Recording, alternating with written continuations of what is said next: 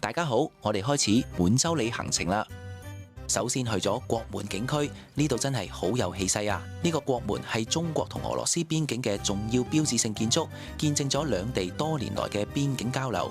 然後就去41號界碑，呢度就係中國同俄羅斯嘅分界啦。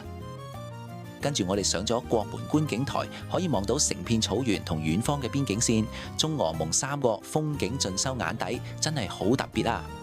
附近廣場仲停咗一架戰鬥機。據說呢架退役戰鬥機係滿洲里人抗美援朝時捐款購買，好有歷史價值啊！我仲參觀咗中共6大展覽館，呢度係講述1928年中共喺莫斯科開會嘅歷史展覽，可以了解當年嘅會議情況。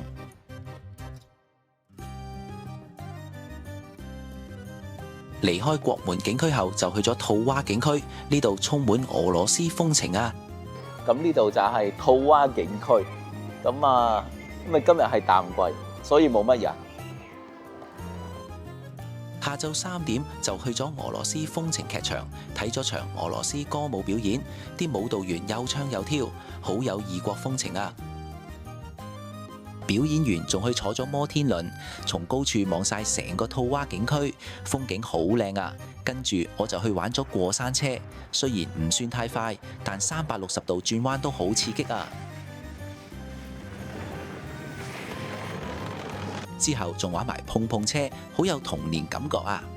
離開吐瓦景區後，就去咗隔離嘅吐瓦酒店參觀，間酒店真係好有特色。外牆同裝修全部都係吐瓦主題，5顏6色，入邊金碧輝煌，好似童話世界咁。到咗食飯時間啦，我就去咗間俄羅斯餐廳，啲俄羅斯菜真係唔錯，仲有啲俄羅斯人唱歌跳舞，好有特色啊！食飽飽後就去咗中蘇金街行下，呢條街充滿俄羅斯風情啊，有好多俄羅斯超市、餐廳同紀念品賣啊！夜晚嘅滿洲里真係唔同日頭啊！我哋去咗市中心嘅廣場中塔，佢夜晚着咗燈之後特別靚啊，成為咗呢個城市嘅標誌之一。最後我哋去咗北湖公園，夜晚呢度有個好熱鬧嘅夜市，路邊好多街邊小食，手信邊食邊行，感受下滿洲里夜晚嘅另一面，為呢個充滿異國風情嘅一日畫上完美嘅句號啊！